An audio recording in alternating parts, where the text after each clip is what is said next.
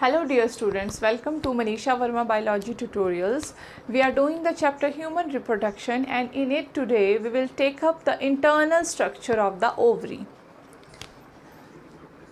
We are talking about the female reproductive system and internal structure of ovary.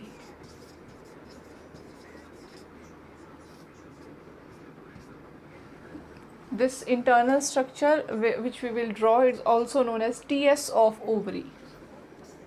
TS of ovary. TS means transverse section of the ovary. So ovary are the primary sex organs in case of female. So they produce ova as well as the sex hormone, that is estrogen. तो primary sex organ है ovary. और external जो feature इसके हमने previous video में भी किए कि ये आलमंड शेप की होती है और बाहर से जो है इस तरह से, and it is situated in the pelvic region and it is in the abdominal region, not extra abdominally as like in the male. तो अब इसका इंटरनल स्ट्रक्चर हम देख लेते हैं, how it will appear.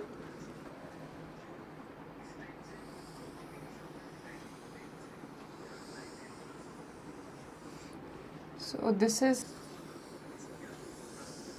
roughly how the ovary looks like externally. So ovaries are solid. So ovary are solid. Solid हैं और solid हैं तो इनमें क्या है? They are filled of connective tissue that is known as stroma. Stroma जो है connective tissue, इससे फिल्ड रहती हैं ओवरीज कनेक्टिव टिश्यू. तो सबसे पहले ओवरी की जो है हम आउटर कवरिंग्स की बात कर लेते हैं. तो सबसे पहले जो आउटर मोस्ट लेयर जो ओवरी में हम देखेंगे that is the tunica albuginea. Tunica albuginea. So this is the tunica albuginea. मैंने बताया ओवरी सॉलिड हैं, they are composed of connective tissue that is stroma. Outermost layer is the tunica albuginea, and here there is epithelium, the germinal epithelium. This epithelium of the ovarian tissue is known as the germinal epithelium.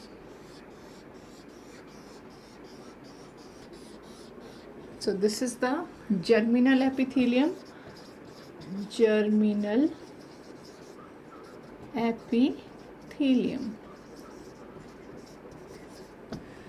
So germinal epithelium is an epithelium that gives rise to the germ cells. So होता क्या है कि ovary के अंदर there are certain germinal epithelial cells which are more larger and have denser nuclei as compared to the other cells. तो ऐसे जो cells होते हैं जो ज़्यादा थोड़े से ज़्यादा बड़े हैं, इन और सेल से थोड़े से ज़्यादा बड़े हैं और जिनके न्यूक्लियाई जो है वो ज़्यादा डेंस हैं, वो सेल्स जो है वो डिवाइड करना शुरू कर देते हैं. और किस तरह के डिवीजन्स उनमें शुरू हो जाते हैं? Mitotic kind of divisions. तो ऐसे जो है इस तरह से माइटोटिक डिवीज़न जो है इनमें स्टार्ट हो जाते हैं और इस तरह का एक स्ट्रक्चर यहाँ पर बन जाता है. तो this are the germ cells, germinal epithelium के जर्म सेल्स. और इस तरह से ये क्या हुआ? They divide by mitosis. Mitosis हुई इनमें और इस तरह की एक ट्यूब लाइक स्ट्रक्चर जो है वो बन जाती है. This tube like structure, this is known as egg tube. Egg tube. So ये वाला जो सारा जो प्रोसेस है वो कहाँ हो रहा है? अब हमने कहा था कि ओवरी जो है वो सॉलिड है, it is composed of stroma. तो जो कनेक्टिव टिश्यू है ओवरी का, it is divided into two region. Outer region जो होता है ओवरी का that is known as ovarian cortex, and this is the outer region, this is ovarian cortex region. और जो इनर रीजन जो होता है that is known as the ovarian medulla. Ovarian medulla. तो ओवरी में जो है ये स्ट्रोमा जो है it is divided into 2 region, cortex and medulla. तो कॉर्टेक्स जो है it is composed of reticular connective tissue. Cortex consist of reticular connective tissue. So इस तरह से जो है एग ट्यूब बन जाती है। ये जो जर्म सेल है इनमें क्या होगी, माइटोसिस होगी। सो these cells of egg tube are also known as egg mother cells.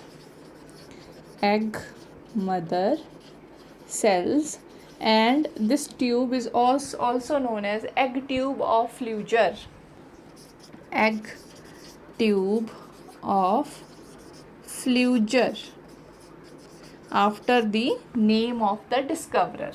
अब इस तरह से मैंने आपको बताया कि ओवेरियन कॉर्टेक्स में क्या हुआ, जो जर्मिनल एपिथेलियल सेल थे उन्होंने डिवाइड करना शुरू किया, वो भी माइटोटिकली डिवाइड किया, और जो हमारे पास एक एग ट्यूब जो है यहाँ पर बन गई। तो एग ट्यूब जो है it consist of egg mother cell और ऊगोनिया, एग मदर सेल्स और ऊगोनिया। नाउ क्या होता है, इसके बाद क्या होता है, इनमें से जो ये सेल्स हैं इनमें से एक सेल जो है वो थोड़ा सा एनलार्ज हो जाएगा और बाकी के सेल्स जो है उसको सराउंड कर लेंगे। तो धीरे धीरे क्या होगा, इस तरह से हम देखेंगे आगे डेवलपमेंट होगी। अब ये जो ट्यूब है ये धीरे धीरे एक राउंडेड मास की फॉर्म ले लेता है। अब नेक्स्ट क्या होगा, ये हमारे पास इस तरह से एक सेल जो है वो थोड़ा सा लार्जर हो जाएगा और ये बाकी के सेल जो वो सराउंडिंग सेल जो हैं इस तरह से अरेंज हो जाएंगे और एक राउंडेड मास जो है ऊगोनिया का बन जाएगा। इस ऊगोनिया के राउंडेड मास को कहते हैं egg nest. This is the egg nest, that is the rounded mass of oogonia. Oogonia अब जो है ट्यूब की फॉर्म में जो थे वो अब किस फॉर्म में कन्वर्ट हो गए, एक राउंडेड फॉर्म में, और एक बीच वाला सेल स्लाइटली जो है एनलार्ज हो गया। तो इस तरह से धीरे धीरे जो है हमारे पास ये बीच वाला जो सेल है, जो सेंट्रल सेल है, ये बड़ा होता जाएगा और दूसरे जो सेल्स हैं वो जो है अब ग्रो नहीं करेंगे and they attain form of a epithelium and now this becomes a primary follicle. अब एक जो हमारे पास यहाँ पर ये जो सेल है वो बड़ा हो गया, अब वो क्या कर रहा है, इन सब सेल से नरिशमेंट ले रहा है, खुद वो सिर्फ एक्सपेंड हो रहा है। तो ये बाहर वाले जो सेल हैं उन्होंने जो है फॉलिक्यूलर एपिथेलियम बना ली और बीच वाला जो सेल है वो ग्रो कर रहा है। इस स्टेज पर हम इसे कहते हैं प्राइमरी फॉलिकल। प्राइमरी फॉलिकल, ये हो गया हमारे पास प्राइमरी फॉलिकल। तो प्राइमरी फॉलिकल में जो हमारे पास ये जो सेल है इसको हम कहते हैं primary oocyte। This is the symbol for primary oocyte. So like this happens। अब ऐसे प्राइमरी फॉलिकल्स जो है वो ये डेवलप होना शुरू हो गया। अब धीरे धीरे क्या होगा, स्टिल लार्जर जो है ये बीच वाला सेल जो है वो लार्जर होता जाएगा और ये बाहर वाले जो सेल्स हैं वो इसको सिर्फ नरिशमेंट ही देंगे। तो अब जो हमारे पास ये आ गया प्राइमरी फॉलिकल। अब यही प्राइमरी फॉलिकल आगे डेवलप हो करके जो है साइज़ में इंक्रीज़ हो करके, कम्प्लेक्सिटी में इंक्रीज़ हो करके, इसी को हम ग्राफियन फॉलिकल फिर बोलते हैं। तो जब भी हम ओवरी को कट ओपन करते हैं तो हमें फॉलिकल्स नज़र आते हैं at various stages of their development. जैसे हमने देखा पहले एग ट्यूब थी, फिर एग नेस्ट बनी, फिर धीरे धीरे एक सेल बड़ा हुआ और हमने उसको प्राइमरी फॉलिकल बोलना शुरू किया, या इसको हम यंग ग्राफियन फॉलिकल भी कह सकते हैं। This is also known as young Graafian follicle. Graafian क्यों बोला इसको, again it is the after the name of the discoverer. तो यंग ग्राफियन फॉलिकल है ये। अब ये क्या होगा, पहले तो ये सारी जो इवेंट्स थी वो हो रही थी ओवेरियन कॉर्टेक्स में। जब ये डेवलप होना शुरू होता है तो ये धीरे धीरे it comes to and sinks into the stroma, stroma में आना शुरू हो जाता है, क्योंकि स्ट्रोमल रीजन में ब्लड सप्लाई भी जो है वो काफ़ी ज़्यादा होती है। तो इस तरह से these are the blood vessels से। so ये स्ट्रॉन्ग ग्राफियन फॉलिकल अब ये डेवलप होगा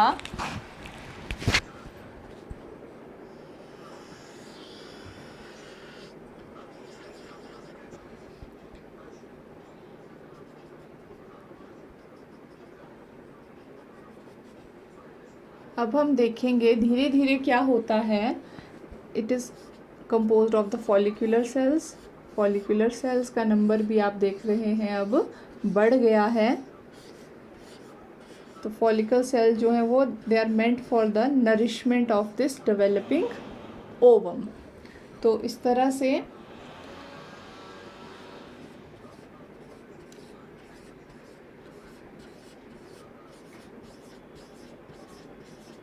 follicle ग्रो कर रहा है हमारा। तो ग्रो करते करते क्या होता है, एक कैविटी जो है अपीयर हो जाती है बीच में, इस फॉलिकल में एक कैविटी जो है अपीयर हो जाती है।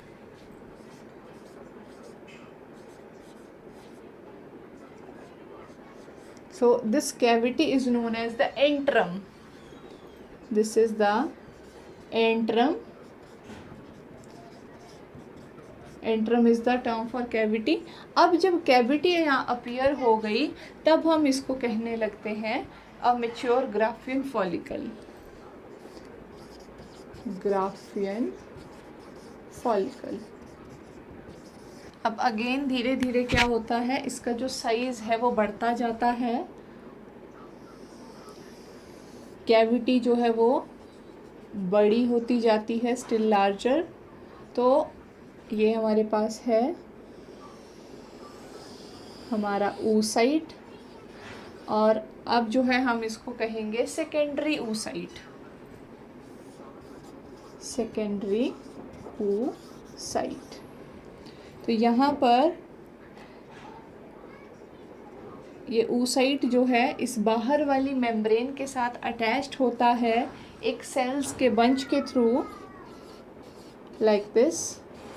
बाकी जगह तो हमारी कैविटी बन रही है ना, तो इस तरह से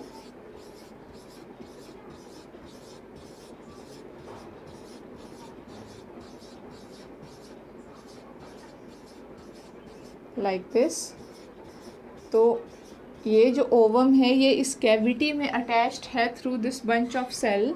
this bunch of cells here is known as germ hill और क्यूमुलस उफोरस। जर्म हिल और cumulus secondary oocyte,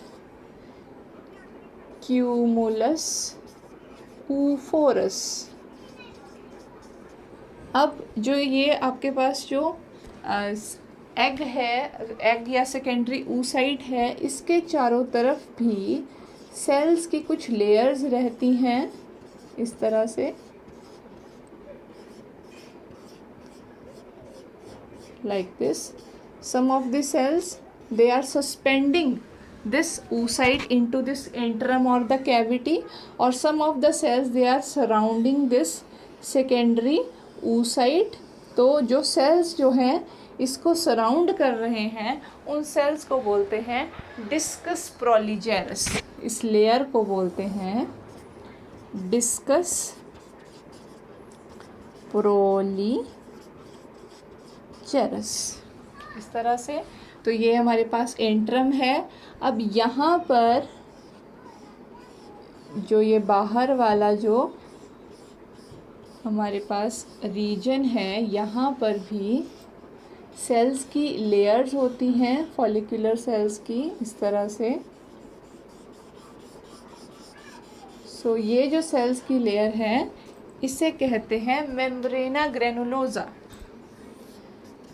मेम्ब्रेना granulosa.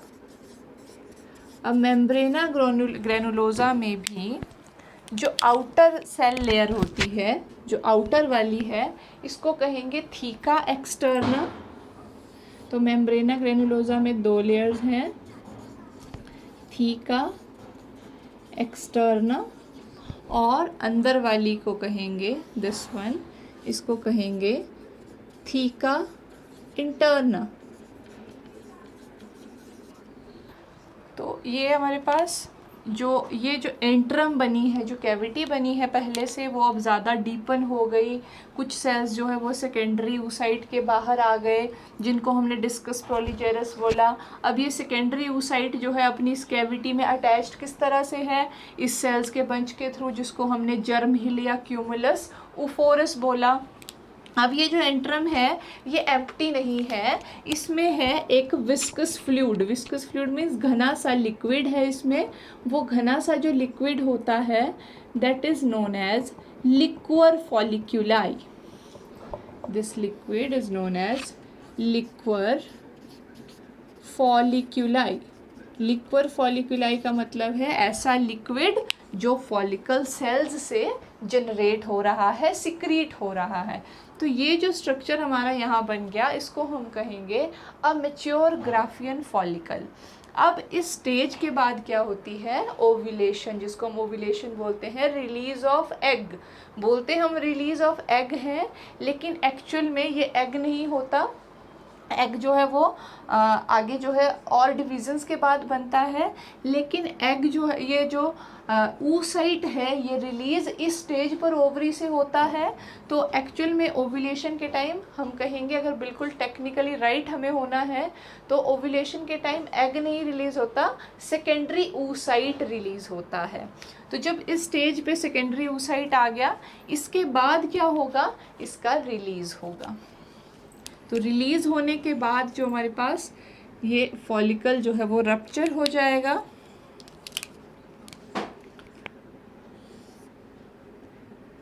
Release कैसे होगा egg, suppose this is the ruptured follicle, और यहाँ से जो है वो कुछ सेल्स जो है वो डिज़ोल्व हो जाते हैं, और इस तरह से ओवम जो है वो कुछ सराउंडिंग सेल्स के साथ रिलीज हो जाता है। फॉलिकल जो है वो बर्स्ट हो गया। तो ये हमारे पास ओवम कहें, लेकिन है ये सेकेंडरी oocyte। इस स्टेज पर जो है ये यहाँ से रिलीज हो गया, जिसको हम कहते हैं ओव्यूलेशन। और ये ओव्यूलेशन कब होती है, ओव्यूलेशन होती है on 14 to 16th day of menstruation।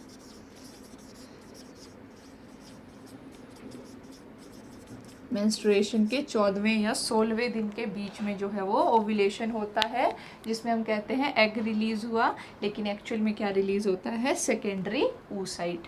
अब जब इस फॉलिकल में से ये रिलीज़ हो गया, तो अब जो इस स्ट्रक्चर को अब हम ग्राफियन फॉलिकल नहीं बोलेंगे, इस स्ट्रक्चर को अब हम बोलेंगे corpus हेमोरेजिकम।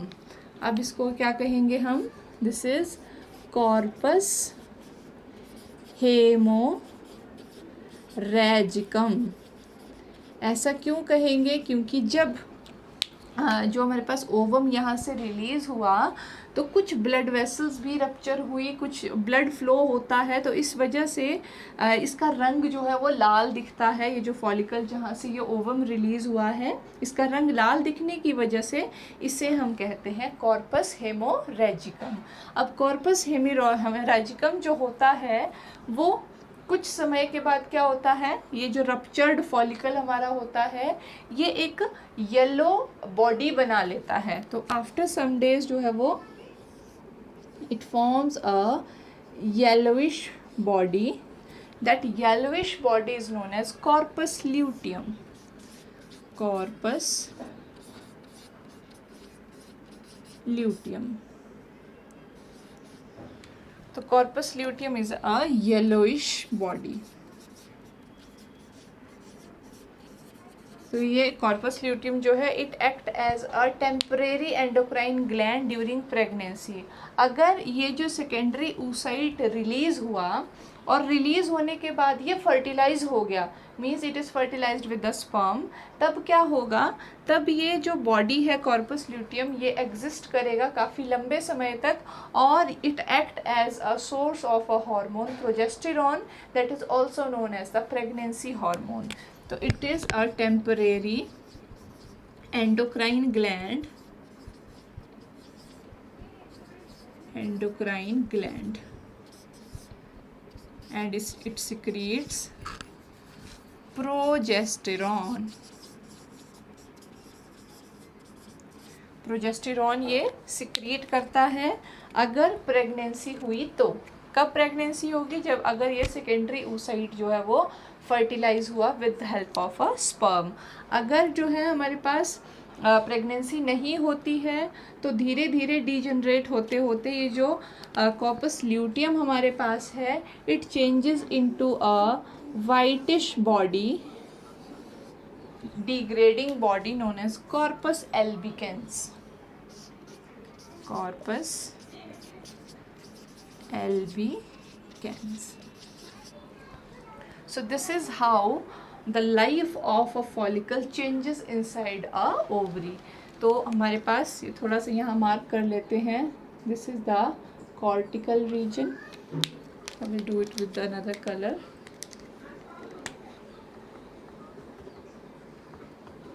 This is the ovarian cortex region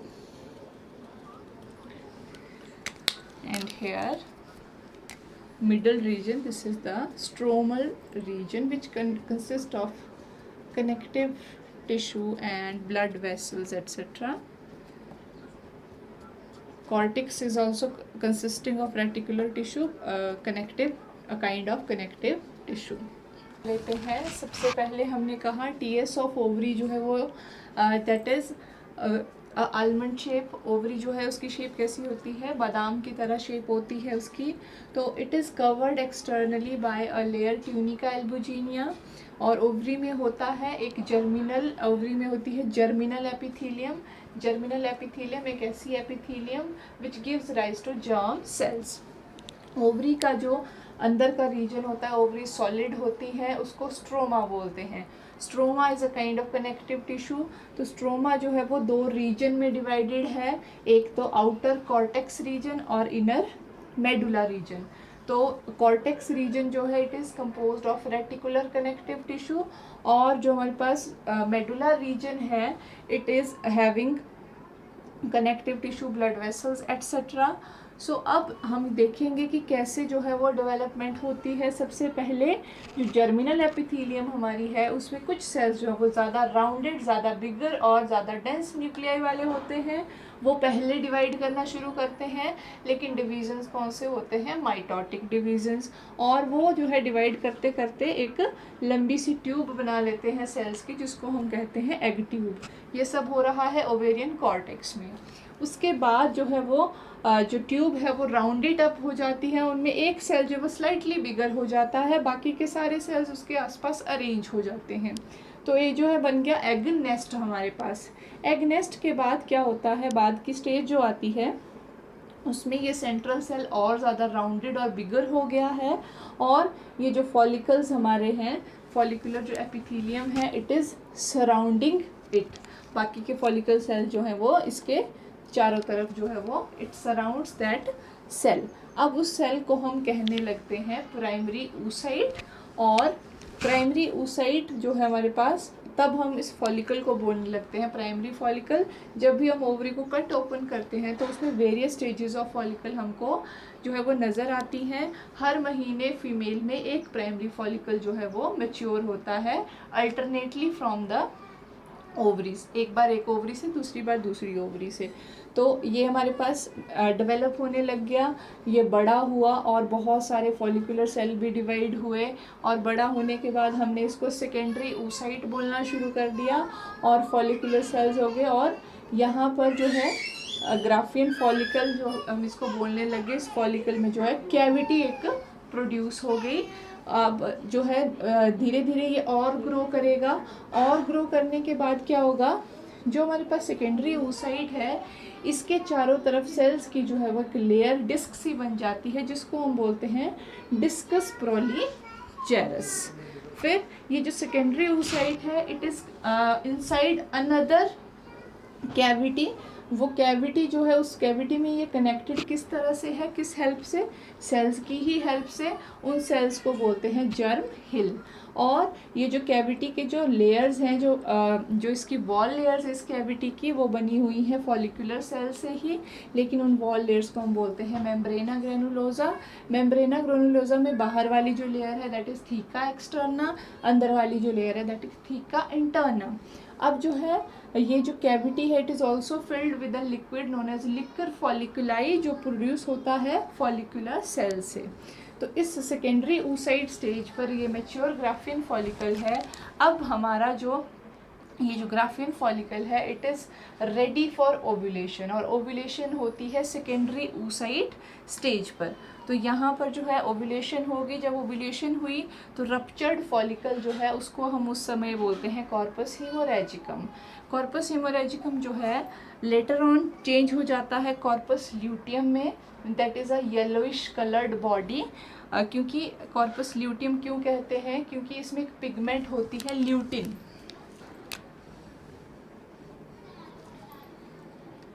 lutein, तो ल्यूटिन जो है it is a yellow coloured pigment, उसकी वजह से जो है हमारे पास हम इसको कॉर्पस ल्यूटियम कहते हैं।